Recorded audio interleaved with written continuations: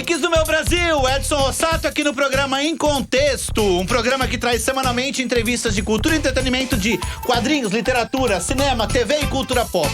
E hoje, nossa pauta é Demetrius Dante e os absurdos de Will, com o quadrinista Will. Grande Will, a gente tem um problema, Will. Você não tem sobrenome, cara, só Will. Não tem sobrenome, Will. Se por exemplo eu falo assim pra... É igual Madonna. É igual Madonna, verdade. O Pazuto tá certo. Batman. Só que é um problema, porque você fala assim, eu queria recomendar uma HQ do... de quem é? Do Will. Will do quê? Não Will só. Will é mais difícil a pessoa saber. Você já teve alguma dificuldade com essa coisa aí de um nome só? Não. Assim, muitas pessoas acham estranho, ó. No começo, assim, né? Pode achar estranho, mas não causou nenhum problema. Então tá bom. Assim... Então quem sou eu pra falar alguma coisa? Não chegou ao meu conhecimento, né? Algum problema. Porque o Will já assim, a gente tem o William, e aí fala assim, não sei o que lá, Will, tal, porque o Will, assim, é uma coisa mais íntima. Então, quer dizer, se o seu nome principal já é o Will, o íntimo eu nem imagino que seja. Não, é que, assim, quando eu cheguei... É o William, o íntimo dele é o William. Quando eu cheguei nos quadrinhos, quando eu adotei o nome Will, ok, só tinha eu. Depois apareceu um monte de Wills. Eu percebi isso. Tem o Will Leite, né? Tem o Will Tirando. Então, assim, apareceram com sobrenomes, né? Ok, já fizeram sobrenome. Então, assim, como eu já tinha adotado o Will, então deixei assim. O que acontece? Por dessas coisas de vocês fazerem cadastro na internet, então, no meu Facebook, por exemplo, é o Will Sideralman. Que é o nome do seu personagem. Porque eu coloquei lá. Na época, eu nunca imaginei que aquilo ali teria que ser uma referência, né? Viraria uma referência. Então, acabou virando uma referência. Então, muita gente, inclusive, quando vai fazer programação impressa, escrita, assim, escreve o Will Sideralman, acha que é o nome mesmo. Entendi. Me apresenta como Will Sideralman. Mesmo eu falando que é o Will, o Will Sideralman. E acabou ficando, e eu não tenho muito problema com isso, não. Né? Beleza. Ótimo, então. Veja bem. Não é a primeira vez que você vem ao programa Em Contexto. Lá na primeira fase, que é aquela fase que a gente fez na Flix TV, que era uma web TV, você já foi lá e tal. A gente já falou sobre algumas HQ suas, né? A gente já falou da outra vez sobre a HQ 1000 Léguas Transamazônicas, e também que teve a sua forte ligação com ela, né? Porque o argumento foi seu e você entrou em contato com o quadrinista, o Spaca, e pediu pro Spaca desenvolver, escrever o roteiro. Não foi mais ou menos isso? Exatamente isso. Então, e ela acabou até ganhando o prêmio HQ Mix, né? Isso. Como é que foi essa sua relação com essa HQ?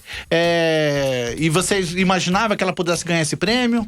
Então, assim, primeiro agradeço o convite, né? De novo, tá aqui no seu programa, né? Também, olha só, bacana. No preâmbulo, em vez de falar, obrigado por ter vindo e tal, eu fui dar bronca nele por causa do nome dele. Tudo bem. Então, agradeço, né? Tá de novo aqui no Em Contexto, bem legal.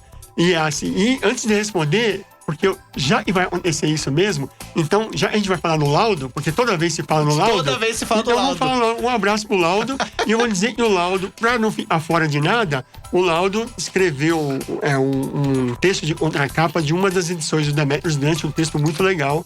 Então, tem que agradecer o laudo. Grande Laudo Ferreira Júnior, tá em todos os nossos programas aqui. Mas falando do meu Léguas Transamazônicas, assim, primeiro, como eu disse naquela época, né?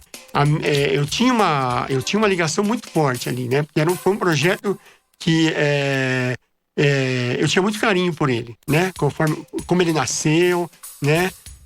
Como foi desenvolvido, a minha opção... Só pra quem não sabe ainda, na verdade é um encontro imaginário entre o Barão de Mauá com o Júlio Verne. Exatamente. E aí eles criam um projeto lá que quem quiser vai ler lá. Esse foi o argumento, a história que o argumento que você chegou pro Spaca e falou, olha, eu queria fazer esse encontro aqui. Joguei essa ideia nele, assim, e aí a partir daí ele desenvolveu, né, a gente teve conversas anteriores, surgiram várias ideias, e a gente ia tocando, né? Até que chegou na hora de escrever o argumento, com aquilo alinhavado, ali, mais ou menos o caminho que a gente queria dar ali para a história, e a proposta que o Spaca fez, ele fez o roteiro, e a gente seguiu daí. Então, assim, Mas era um projeto que eu gostei muito de fazer, né? E até a opção, como eu disse lá, de fazer independente, porque eu queria ter o controle, queria cuidar de toda a parte, queria sair isso do jeito que eu imaginava. Então, assim, quando chegou... Ela saiu em 2015, né? Ela foi publicada, lançada em 2015. Quando chegou em 2016, na época do Troféu HMX, ela foi indicada, né? Estava indicada e, para minha surpresa, né? Ela ganhou, né? Então, assim, eu fiquei muito feliz, porque, sabe, assim, foi meio que um coroamento ali e uma confirmação de que realmente toda aquela energia que a gente colocou no quadrinho, ela passou ali pro leitor, né? E o pessoal que leu, os jurados que leram, indicaram, e depois o pessoal que vota, né? Também conheceu, foi lá e quis, né, dar um referendo ali. Então, foi muito legal, assim. Eu fiquei muito feliz, assim. Foi um dos prêmios, assim, que eu ganhei, assim, que me deixaram muito, muito feliz. Legal. No outro programa, a gente também mencionou um outro projeto seu, que era com o roteiro do Gustavo Nascimento, se eu não me engano. Gustavo Nascimento. Esse mesmo. Que era o Blefe do Homem Morto, que era uma história inédita do Sherlock Holmes. Isso. Então, naquela época você não tinha lançado ainda, não, né? Aí agora você já lançou e teve... Como é que foi a repercussão dessa HQ? Ela foi lançada em 2016, né? E assim, por ser... eu desenhei o quadrinho, né? O Gustavo me convidou o projeto era dele, né?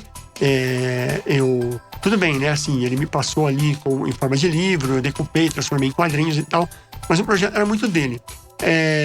A gente lançou na CCXP, foi muito bem ali, né? Naquele lançamento, assim, vendeu bem, né? O quadrinho e tal. Mas como o projeto é do Gustavo, assim, o quadrinho é dele, assim, digamos, eu desenho. Então, assim, ele talvez tenha mais feedback do que está acontecendo. Como é que está o quadrinho? Se já vem, quanto da tiragem vendeu, né? Isso eu não sei, né? Isso eu não sei porque eu tinha algumas edições, eu fiquei com Mas edições. Teve uma boa aceitação da sua parte, assim, as pessoas chegando pra você? Sim. O pessoal curtiu, né? Porque é uma história inédita de Sherlock Holmes. Uma história inédita de Sherlock Holmes. É interessante isso. É uma história, como eu disse lá na época, assim, é uma história inédita e típica do Sherlock Holmes, né? Sim. É uma coisa que parece que tá tudo resolvido, o Sherlock não acredita resolvido, ele vai lá, se mete, resolve e é outra coisa, né? Era uma coisa e vira outra coisa no final. Entendi. Né? Bom, vem cá. Você fez financiamento coletivo, foi pelo 20 mil léguas que você fez? Qual foi? Não, Quais foram? O 1000 léguas, né? O 1000 léguas transamazônicas. Eu falei 20 mil? Falou 20 mil. Desculpa, eu misturei. É porque tem o 20 mil da editora Nemo, É verdade, né? Você também fez isso. Que a gente falou também. Então, o 1000 léguas transamazônicas, ele foi por financiamento coletivo. Isso. Na época, eu lembro que você falou que não ia nunca mais fazer esse tipo de trabalho, porque... Eu vou exagerar aqui. Você nunca mais ia fazer porque aquilo lá deu muito trabalho pra... Né, esse financiamento coletivo, depois tem que ficar mandando as coisas. Nossa, foi difícil pra caramba. Aí você falou, não vou mais fazer. Não, eu não falei, eu não ia fazer. Então fala, explica aqui como é que foi. Você me perguntou e na época eu respondi assim, que se você me perguntasse, né, como você estava me perguntando, se eu voltaria a fazer, naquele momento eu não faria. Mas por que você não faria? Justamente porque, assim, primeiro, assim, ele é desgastante, né? Fazer um crowdfunding, né? Rapidamente, fala o que é desgastante, porque tem muita gente que não sabe como é que é isso. O que é? Porque você tem que, assim... É o jeito que eu trato, né? De repente, tem outra pessoa que chega e fala, não, você tá fazendo... Você fez tudo errado. Tá fazendo tudo errado, né? Ok, beleza. Então, como eu trato, assim, eu vou fazer... Então, eu monto a campanha ali, né? Eu crio as vinhetas. Eu não pego o texto ali, pego um texto, colo e jogo lá e deixo o programa, a plataforma do Catarse resolver pra mim. Não, né? Você coloca lá... Eu coloco o projeto, mas eu crio as vinhetas, eu crio as ilustrações pra fazer, o gráfico ilustradinho, né? Eu não deixo de qualquer jeito. Então, isso demanda tempo de criação. E a divulgação constante. E a divulgação. Então, eu vou criando... ao longo da campanha, 60 dias... Né? Geralmente eu faço campanha de 60 dias, apesar de me falarem pra mim que é melhor fazer menos, mas enfim. Então, durante a campanha, eu vou criando peças de divulgação. O pessoal que acompanha essas campanhas, sabe? Eu posto os brindes, eu tiro foto brindando com cerveja, com vinho, com água, com café. Todo dia tem sabe, a campanha pulou 1%, né? Eu já vou lá e brindo. Certo. Porque eu acho que as pessoas que estão apoiando merecem ter a minha consideração. O feedback e tal. Agora veja, depois que você Isso desgasta, isso toma um tempo, né? E o desgaste, isso é o desgaste antes de ser publicado e depois de ser publicado.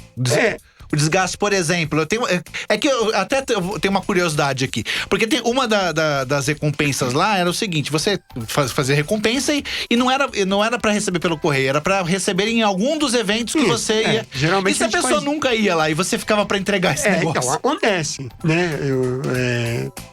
Por exemplo, tem gente que acaba não indo. Agora, da última campanha mesmo, por exemplo, tem lá, eu tenho ainda uns 7 gibis lá, uns 7 pacotes, não só um. Tem pacotes que tem mais de um gibi, né? Comprou mais coisa, né? Pra entregar. Desde aquela época? Não. Tô falando da última campanha. Da última por campanha. exemplo, tô citando exemplo. Que ano foi? Não, agora, essa campanha de agora, desse ano mesmo. Foi esse ano? Tô dizendo um exemplo, né? Então tá lá, porque a pessoa não foi no evento, né? Tava marcado pra ir. Aí entrei em contato, não pude ir, não deu certo, eu vou, mas me chama, eu vou. Então, vai ficando lá.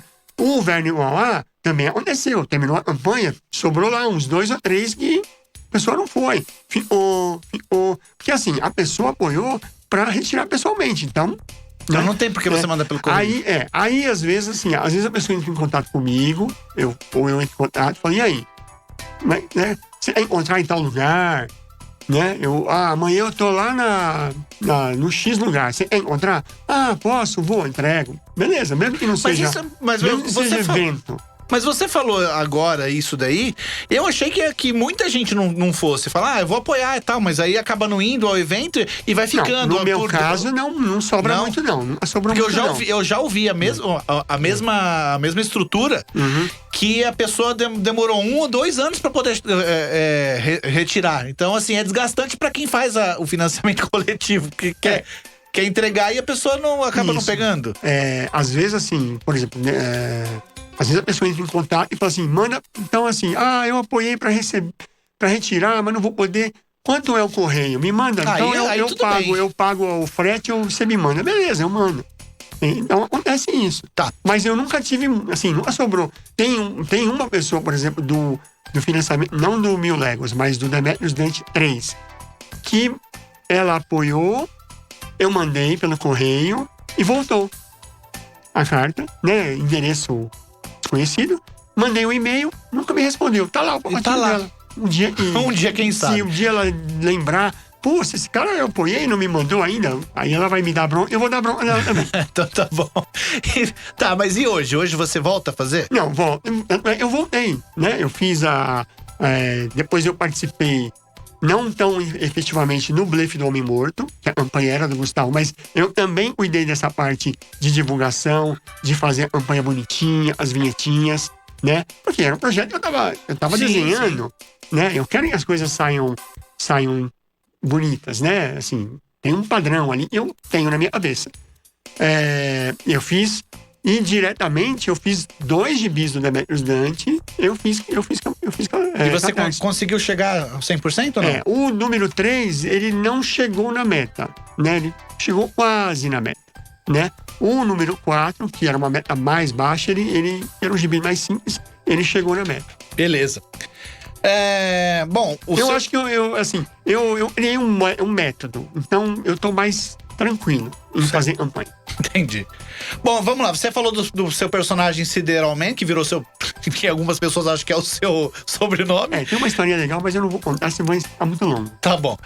Se sobrar um tempo, a gente se conta. Então, o seu personagem Sideralman, né? Ele teve histórias no fanzine Subterrâneo, 2 gibis solos e uma revista junto com o Homem Grilo, que é do Cadu Simões. Exatamente. Que fim levou ele, que você não fala mais dele? Então, ele, né, ficou ali meio esquecido, né? Depois desse aparecimento subterrâneo, né?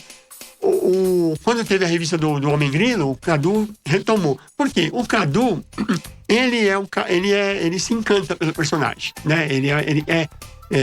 Ele me puxa para fazer histórias do Sideralman, né? Ele e a Mônica, minha mulher. Mônica Lan. Mônica Lan. Sim, ela gosta do personagem. Então, para responder diretamente o que fim levou, a gente dá com uma campanha no Catarse, um Catarse Assinaturas, que chama, né? Sim, é tem. como se fosse um Apoia-se, esses sites que você vai pagando, a pessoa paga um pouquinho por mês e vai ajudando o quadrinista a publicar o seu material. Então tá lá, já tem uma primeira parte para ser entregue para os apoiadores. Não foi entregue ainda. Entregue o quê? Uma história. História do Cidadão Man. online. História online. Ah. Até porque o Cadu não publica mais impresso, né? Você sabe disso, né? Por opção? Por opção. Você precisa chamar o Cadu para ele explicar isso. Vamos trazer o caso do Cadu aqui. E precisa ter rampa, né? Para subir. É elevador. Não tá andando mais. A gente não entregou ainda porque o Cadu não escreveu o roteiro. Então eu não desenhei ainda. Mas o Cidadão Man, ele tá no Catarse lá. Então ele tá vivendo. Tá vivendo mais por impulso do Cadu, que gosta do personagem, né?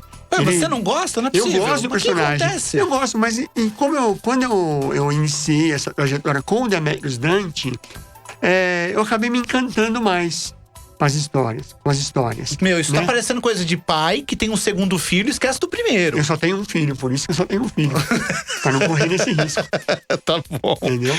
Eu me encantei mais com o Demetrius e eu segui mais o Demetrius. Mas, sinceramente, ele vai voltar. Então vamos falar do Demetrius. Demetrius é o seu último lançamento aqui, né? Que é o quarto volume, né? O quarto gibi, né? Quarto gibi do Demetrius Dante. Nossa, falei tudo errado aqui. Então, é mais uma HQ, né? São 4 lançados até o momento e mais algumas HQs online no site petisco.org. É só petisco.org. Não vai fazer igual a besta aqui que colocou lá www.petisco.org. Não foi. É só petisco.org. É bem mais simples. Essas histórias são sequenciais ou não? Não. Essas histórias são... Tem de tudo isso, né? Tem os 4 gibis, né? E mais algumas histórias online. Algumas já estão no gibi também, mas tem online inédito também. Elas não são sequenciais. A pessoa pode comprar, ou ler lá no site, ou adquirir qualquer uma das edições. Eu gostei mais dessa, quero comprar. Ela pode comprar e começar a ler em qualquer momento. Não tem uma história inicial que ela precisa obrigatoriamente ler aquilo para entender. Né? São histórias independentes. Começo, meio e fim, todos. Começo, meio e fim. É lógico. Existem algumas referências que são faladas ali no meio, mas elas não... quem que é o Homero? Quem que é o... Não precisa ler a história do Homero. Não precisa saber. Né? Ele não vai influenciar o entendimento dele da história. Tá. Diferentemente das outras 3, esse quarto, que é esse aqui, né? Deixa eu ver se é essa capa. Isso, essa aqui, ó. Esse quarto volume aqui, esse quarto gibi, ele é uma história única e curtinha. É diferente das outras, porque nas outras tinha uma que era... O 3, se eu não me engano, era uma história só, comprida. E nos outros são mais de uma? São mais de uma. São 3. Por que essa aqui foi curtinha? Que assim, eu comecei o ano... eu meio sem saber se eu ia lançar um novo gibi do Demetrius, né? Mas aí bateu aquela vontade, né? Você sempre tem vontade, história sempre tem, e desejo de fazer sempre tem. Mas eu tava envolvido com 12 páginas, acabei de contar. Tem 13, na verdade. Tem uma página, tem um final alternativo, um final extra depois. Tá, essa parte eu não vi. Ela, na verdade, ela teria só 10 páginas. Né? No final, ela acabou subindo para 13. Né? Porque, né, fui me empolgando e acabei fazendo. Porque eu estava envolvido com um outro projeto e achei que não ia ter tempo de fazer. E aí, numa conversa com o Omar Vignoli. Do Coelho Nero. Um abraço, Omar. Ele deu uma ideia lá. E se tivesse um demônio preso numa garrafa? Beleza. Tivesse uma mulher e tal. Deu uma ideia, deu um argumento, né? Eu não vou falar também, porque a história é tão curtinha. E se eu falar qualquer coisa, é spoiler. É spoiler. Não dá. E somos contra spoiler aqui. Então ele deu essa premissa de esse argumento aí. Então eu fui trabalhando, né? Falei, bom, vou lançar uma história curta, né? Por quê? Também era meio que pra manter a tradição de ter um gibi do Demetrius Dante todo ano e lançar um Festival Guia dos Quadrinhos. Que né? foi agora. Que agora eu estou órfão, né? A gente vai fazer um outro evento aí, pode ter certeza. Então era isso. Então, lançar o gibi, tem o gibi do Demetrius nesse ano e lançar, né? É por isso. Tá. Mas tinha que ser curtinha. Tá bom. Eu só podia fazer curtinha. E esse personagem, ele mudou o visual ao longo das HQs, né? Porque eu lembro que ele tinha um sobretudo e tal. Agora ele tá mais assim, de camiseta.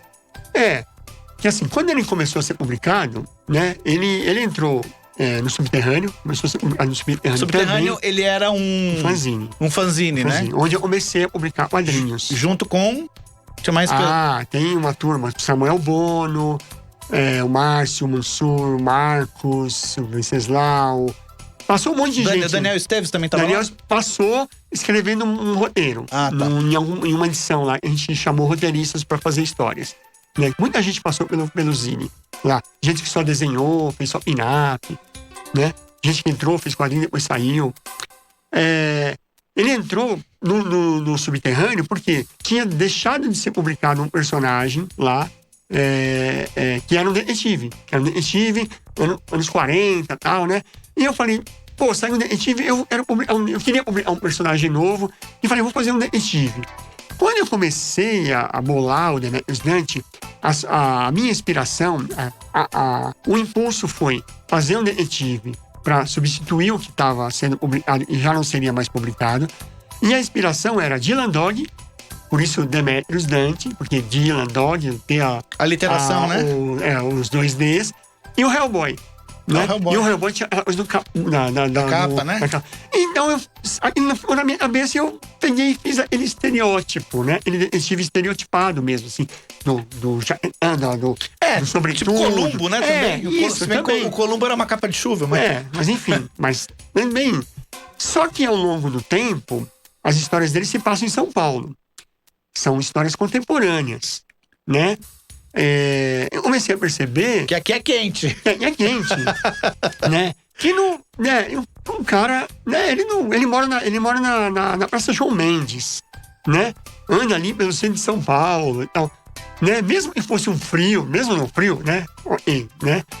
Eu falei, achei que não era. Achei que ele não tava cabendo, né? Tinha um visual mais despojado. Então ele começou a usar uma camisa, usar tênis... uma alça jeans, né? Se bem que jeans já era. Porque eu queria dar esse ar mais contemporâneo. Entendi. Trazer ele mais pra perto da gente. Tem muita pergunta aqui, tem pouco tempo. Então vamos lá, Esse lançamento é o 4, no terceiro Demetrius Dante comemorou 10 anos de criação, né? Ele trouxe uma história só, mais longa, fazendo referência ao personagem que foi a motivação para a criação do Demetrius. Que você falou que foi o Dylan Dog? Não. Foi o Hellboy? Quem? Não. A motivação era um personagem chamado Derek, que era publicado no Subterrâneo. O Derek é do Márcio Garcia. Que era o detetive anterior? Isso. Entendi. Chamava Derek, né? Então, também o D entrou aí por causa disso. O meu detetive também vai ter um nome com D. E aí depois veio a alteração do Demetrius Dante do Dylan Dog. Entendi. Então, o Derek foi a motivação. Né? Entendi. E nessa história do 3, aí que você tá falando, ela vai lá atrás, ela começa lá atrás, na época do Derek. O Derek, ele é um detetive dos anos 40. A história desse gibi, ela começa lá nos anos 40 e vai vindo. Né? E desemboca no tempo atual. Hoje, na mitologia do Demetrius Dante, o Derek, velhinho, não sei como ele tá sobrevivendo, mas é um soro ele tá velhinho. Ele é meio que um mentor ali do Demetrius. Cara, ele teria o quê? Aconselha. Na década de 40, teria 60, 70, 80, quase 100 anos. É muito velhinho. Em algum momento ele morre. Tá bom. Você trabalha com vários parceiros, roteiristas. Inclusive, por exemplo, aqui o Omar, você falou que deu argumento para essa última aqui. E outras pessoas também deram outros argumentos aí também. Mas você também trabalha com roteiristas e sendo você o desenhista, né? Vamos mencionar alguns nomes e alguns trabalhos seus com eles pra gente valorizar esse pessoal aí. Tá, mas no Demetrius ou geral? No geral agora. Demetrius a gente tem, eu tenho colaboração do Alex Mir. Alex Mir já veio aqui também. Tem colaboração da Mônica. Mônica, sua esposa. Né, que tem 2 histórias que ela escreveu. A Ana Recalde também escreveu uma história. O Cadu. Cadu né? Simões. O Cadu, na verdade, ele é também, assim como o Sideralman, ele também é um grande fomentador do universo do Demetrius. Ele criou personagens para o Demetrius. A irmã do Demetrius é a criação dele. O Homero que aparece. Tem um outro parceiro do Demetrius que legal. também é a criação do Cadu. Aí a gente tem o Spaca, né? Eu fiz o Mil Léguas. O Gustavo, do Blake. Tô falando dos que Gustavo a gente está citando, né? aqui. O Gustavo Nascimento. Eu tenho história com o Daniel Esteves, o Louco, a Caixa e o Homem. Tenho história com o Leonardo Mello. Tenho história... O Leonardo Mello, você lembra? Tem histórias que saíram na revista dele, que chama Clássicos Revisitados. Né? Uma história,